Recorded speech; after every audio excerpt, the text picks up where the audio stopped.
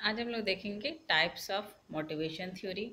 इसको दो कैटेगरी में डिवाइड किया गया है। पहला है content theory and second process theory. Content theory, these theory try to answer the question what motivates people। ये थ्योरी ये कहती है कि हम किसी व्यक्ति को कैसे मोटिवेट करेंगे। This force is on human needs, desire and motivate that the internalize to reorganize the pattern of needs of individual and then encourage behavior that result is satisfying those needs. Unsatisfied need of individual is beginning point of motivation। Content theory हमारी कहती है कि हम किसी व्यक्ति को कैसे motivate करेंगे, व्हाट मोटिवेट पीपल। और जो अनसेटिस्फाइंग नीड होती है वो beginning point of motivation. Unsatisfying needs जो होती है, जो नीड्स ऐसी होती है जो सेटिस्फाई नहीं होती है, जो नीड्स पूरी नहीं होती है, वही व्यक्ति को क्या करती है, मोटिवेट करती है। एंड सेकंड प्रोसेस थ्योरी ये कहती है its major focus on its dynamic of how the variable of interrelated in the explaining the direction, degree and persistence of effort. They explain in individuals' behavior in the term of job satisfaction। ये process theory कहती है कि हम किसी को कैसे impress करेंगे, कैसे मोटिवेट करेंगे। हाउ कैन वी मोटिवेट, ये चीज़ें प्रोसेस थ्योरी हमें बताती हैं। अब contents theory and process theory को भी कई पार्ट्स में डिवाइड किया गया है। कंटेंट्स थ्योरी में आते हैं Maslow theory, Herzberg theory, theory X and Y and achievement motivation theory. And process theory में goal setting theory, equity theory, expectancy theory and Porter's and Lawler's expectancy model. अब हम लोग पहले देखते हैं कि मैस्लोस थ्योरी क्या है।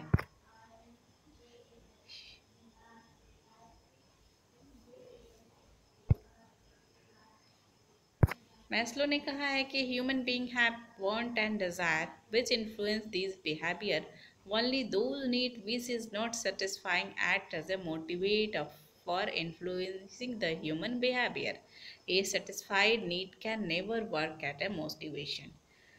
ह्यूमन बीइंग, ये मैस्लो ने कहा है कि जो ह्यूमन बीइंग की जो नीड्स होती हैं, डिज़ायर होती हैं, वो इन्फ्लुएंस करती है उसके बिहेवियर को करने के लिए, और सिर्फ वही बिहेवियर व्यक्ति को मोटिवेट करता है जो क्या हो, अनसेटिस्फाई हो, जो नीड्स हमारी पूरी नहीं हुई हो, वही हमें मोटिवेट करती है कि हम आगे कैसे काम करेंगे। और a satisfy need can never work at the motivator. एक जो सेटिस्फाई नीड होती है, जो नीड्स हमारी पूरी हो जाती हैं, वो हमारे लिए मोटिवेटर का काम नहीं करती। Since needs are many, these are arranged in order to importance from the lowest to highest. तो इन्होंने क्या किया था कि नीड्स को ही डिवाइड कर दिया था लोएस्ट टू हाईएस्ट रैंक के हिसाब से। There is a hierarchy of the occurrence of these needs.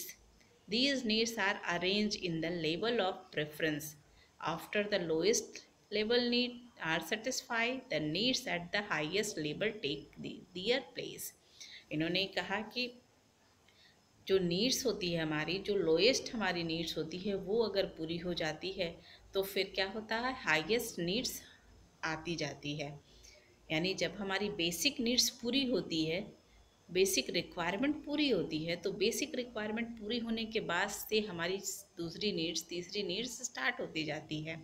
Higher order needs provide the greatest motivation.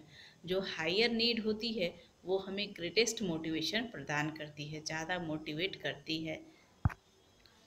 इसलिए इन्होंने क्या किया कि नीड्स को 5 कैटेगरी में डिवाइड कर दिया। पहला नीड है physiological need, second safety needs, third social need and fourth esteem needs and last self actualisation needs. अब हम इन सबको एक वन बाय वन देखते हैं। Physiological needs refer to those needs which are essential to stay alive. Food, sex, water, clothing, air, sleep, etc.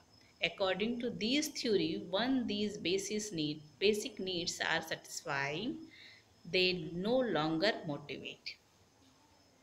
Physiological need में हमारी basic needs आती है, जैसे भोजन, कपड़ा, पानी, ये सब क्या है, हमारी बेसिक नीड्स है। तो ये फिजियोलॉजिकल नीड्स में आती है। और इन्होंने इसको क्या किया था, इन्हें फर्स्ट कैटेगरी में इन्होंने फिजिकल और फिजियोलॉजिकल नीड्स को रखा गया था कि जो कि हमारे लिए नेसेसरी है। दे नो लॉन्गर मोटिवेट, ये कह रहे थे कि इन्होंने कहा कि ये नीड्स हमारे लिए लॉन्गर मोटिवेटर का काम नहीं करती। सेकेंड नीड्स इन्होंने सेफ्टी नीड्स को रखा। After the physiological needs are satisfying to a reasonable degree, the satisfied need take place. Human being needs to be safe from physical and physiological harms. Security of job, pension for old age, insurance plan, compensation for layoff or retirement.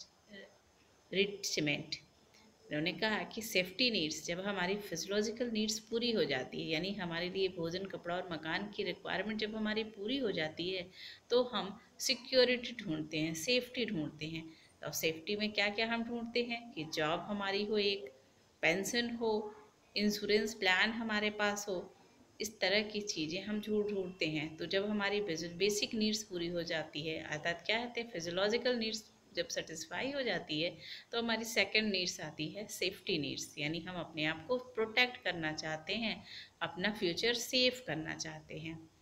And after social need, when the needs of the physiological and security are satisfied, a sense of belongingness and acceptance become prominent is motivating behavior. Man is a social being. Social needs includes needs to love and to be loved, affection, friendship, acceptance by group. Social needs, फिर जब हमारी ये दोनों needs satisfy हो जाती है, physiological and security needs, तो फिर हमको सोशल नीड्स की ज़रूरत होती है।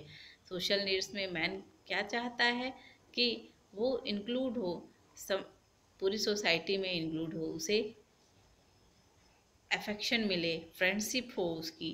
तो इस तरह की नीड्स भी उसकी दोनों नीड्स पूरी होने के बाद ऑटोमेटिकली आ जाती है। And after that social need के बाद हमारे पास आता है steam need. Steam needs includes need for reputation, Prestige from other, self-respect, self-confidence, status, approval, appreciation, etc. The satisfaction of these needs give a feeling of self-confidence among the employee. People then would being to feel that they are useful and have some position effort on this surrounding environment. Steam needs में क्या होता है, व्यक्ति satisfy होना चाहता है, व्यक्ति और रिस्पेक्ट चाहता है, सेल्फ कॉन्फिडेंस चाहता है, इसमें रेपुटेशन की के बारे में अपने सोचने लगता है। जब उसकी सोशल नीड्स पूरी हो जाती है, तो वो अपने लिए स्टीम नीड की के लिए सोचता है, यानी क्या सोचता है, self respect, self confident, status, इन सब चीज़ों के विषय में वो सोचने लगता है।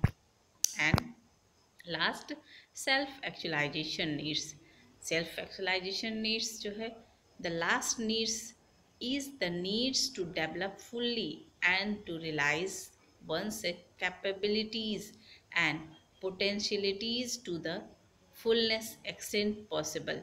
Whatever these capabilities and potentials may be, these needs includes need for self development, self growth, self actualization, self advancement, self fulfillment. Self actualisation मतलब जो हम करना चाहते हैं वो कर लें, उस तरह की स्थिति अगर प्राप्त कर लेते हैं, तो वो सेल्फ एक्चुअलाइजेशन की नीड्स होती है। यानी जो हम करना चाहते हैं, जिसमें हमें बहुत ज़्यादा संतुष्टि मिले, वो उस तरह का काम हम कर रहे हैं अगर, तो उसको बोलते हैं सेल्फ एक्चुअलाइजेशन नीड्स। तो जब ये सारी बेसिक नीड्स हमारी पूरी हो जाती है तो फिर लास्ट में होती है सेल्फ एक्चुअलाइजेशन नीड्स, यानी कि हम जो बनना चाहते हैं, जो हम करना चाहते हैं वो करें। ये बेसिक नीड्स बहुत हायर होती है और बहुत कम लोगों की ही ये बेसिक नीड्स पूरी होती है।